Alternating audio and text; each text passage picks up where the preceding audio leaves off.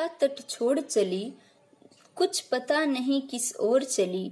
ये बीच नदी की धारा है, सुझे नहीं कोई किनारा है। ले लील भले ये धार मुझे, लौटना नहीं स्वीकार मुझे। दिनकर साहब की कविता रूस और यूक्रेन के वॉर पर बिल्कुल फिट बैठती है। आपको याद होगा 24 फरवरी 2022 का वो दिन, जिस दिन रसिया ने यूक्रेन पे अटैक किया। रसिया को लगा था कि वो 1 महीने में या ज्यादा से ज्यादा कुछ सप्ताहों में यूक्रेन को जीत लेगा, लेकिन ऐसा हुआ नहीं। 2014 में जब रसिया ने यूक्रेन के किसी छोटे से हिस्से पे कब्जा किया था तो उसने बहुत आसानी से कर लिया था। यूक्रेन ने भी उतना हाथ पैर नहीं मारा। लेकिन 2022 का यूक्रेन काफी अलग था। अच्छा, ये वॉर कब खत्म होगा इसकी कोई संभावना नहीं है, और मुझे लगता भी नहीं है, किसी को एक्सपर्ट को नहीं लगता कि वॉर जल्दी खत्म होगा। वॉर तब जल्दी खत्म होता है जब 2 लोग आपस में लड़ते हैं। वॉर तब जल्दी खत्म नहीं होता जब एक बड़ी कंट्री हो और एक तरह एक छोटी कंट्री के कंधे पे बंदूक रखी पूरा पश्चिमी जगत लड़ रहा है रसिया से। कहीं ना कहीं रसिया को कमजोर करने की जितनी कोशिश हो सकी सब कर रहे हैं। तो ये वॉर खत्म होने का अभी सवाल ही नहीं है, अभी चलेगी, थोड़ी दिन तो और चलनी ही। हम बात करेंगे उन 3 बड़े मेजर फैक्ट्स की जिसने रसिया और यूक्रेन के वॉर के बाद पूरी दुनिया ने जिस चीज को देखा, जिस चीज को समझा, और रसिया और यूक्रेन के बाद पूरी दुनिया किस तरह बदली, पूरी दुनिया ने कौन कौन से परिवर्तन देखे। सबसे पहले मैं आपको एक छोटी सी स्टोरी सुनाती हूँ। 1945 में जापान पे हिरोशिमा का जो अटैक अमेरिका ने किया, उसके बाद जापान की जो जिम्मेदारी है वो अमेरिका ने ली कि अगर जापान पे कोई अटैक करता है तो अमेरिका भी उससे लड़ेगा, ऐसे लड़ेगा जैसे वो अपनी कंट्री से लड़ रहा है। इसके बाद जापान ने अपने देश में कोई सेना नहीं रखी, उन्होंने मिलिट्री पे भी उतना खर्चा नहीं किया, क्योंकि उन्हें विश्वास था कि वो किसी से लड़ेंगे नहीं। बौद्ध धर्म को मानते हैं वो लोग, और अगर लड़ने की जरूरत भी पड़ेगी तो अमेरिका उनकी हेल्प करेगा।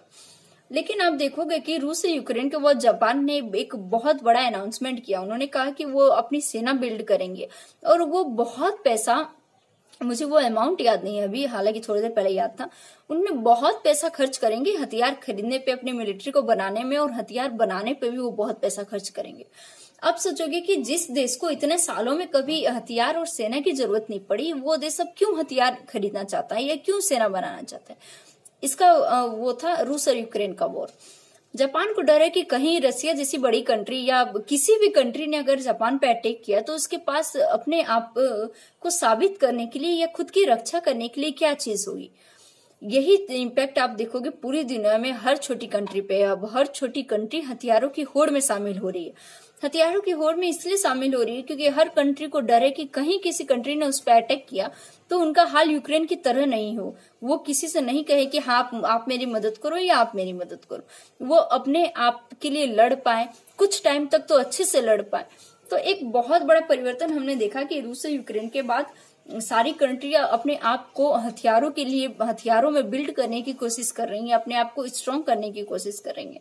अच्छा, ये का दूसरा जो मेजर इफेक्ट है वो ये था कि ये जो सारी कंट्रियां जो पहले गरीब कंट्री को, जिनको फंड देना चाहिए, जिनको गरीब कंट्रीज की हेल्प करनी चाहिए, जिनको ग्लोबल वार्मिंग में सपोर्ट करना चाहिए या ग्लोबल वार्मिंग को कम करने के लिए मदद करनी चाहिए, या वो अफ्रीकन देश जो कि ग्लोबल वार्मिंग का दंश झेल रहे हैं, जो कि वो अपनी गलती से नहीं झेल रहे हैं बल्कि हमारी गलती से झेल रहे हैं, जिन बड़ी कंट्रियों ने कार्बन को बढ़ाया और कार्बन, अब जो डिकार्बनाइजेशन की बात हो रही है, उन छोटी कंट्रियों को इन बड़ी कंट्रियों का हेल्प करना चाहिए। वो इनकी हेल्प न करके बल्कि ज्यादा से ज्यादा पैसा हथियारों में लगाना चाहते हैं।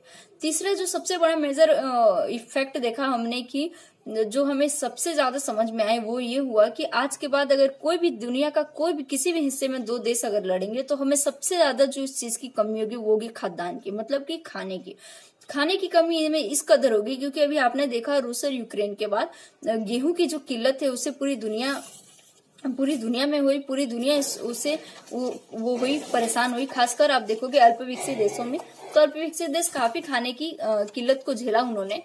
तो ये 2-3-4 इफेक्ट्स थे। एक तो सबसे बड़ा था कि हथियारों की होड़ फिर से शुरू हो गई। दूसरा कि जहां ग्लोबल वार्मिंग पे, गरीब देशों पे या उन देशों पे जिनको मदद की आवश्यकता है वहां पैसा खर्च न करके हम लोग हथियारों में पैसा खर्च कर रहे हैं। तीसरा ये कि अब अगर कहीं वॉर हुआ तो हमें अपने आप को तैयार रखना पड़ेगा कि हमारे यहाँ खाद्यान्न की कमी नहीं हो, क्योंकि हम ये कमी नहीं झेल सकते हैं, लोग भूखे मर जाएंगे। तो रूस और यूक्रेन के वॉर जल्दी खत्म हो जाए यही उम्मीद है। हालांकि इस वॉर को खत्म होने के लिए भी रसिया की डिमांड है कि जो जेलेंस्की साहब है वो नाटो की सदस्यता नहीं ले, दूसरा चीज है कि जेलेस्की साहब के जिन इलाकों मतलब यूक्रेन के जिन इलाकों पे रसिया ने कब्जा कर लिया है वो उन इलाकों पे रसिया का ही कब्जा हो, लेकिन यूक्रेन कह रहा है कि नहीं, रसिया को उसकी क्षतिपूर्ति करनी चाहिए और जिन इलाकों पे उसने कब्जा किया उन इलाकों को उसे वापस करना चाहिए। तो ये दोनों में से अभी कोई झुकने वाला नहीं है। इंडिया से भी काफी उम्मीद की जा रही है, तो उम्मीद हो कि ये वॉर जल्दी खत्म हो। मिलते हैं हम नेक्स्ट टॉपिक पे, किसी टॉपिक पे फिर डिस्कस करेंगे। थैंक यू, जय हिंद। मेरे चैनल को सब्सक्राइब कीजिए, लाइक कीजिए एंड शेयर कीजिए।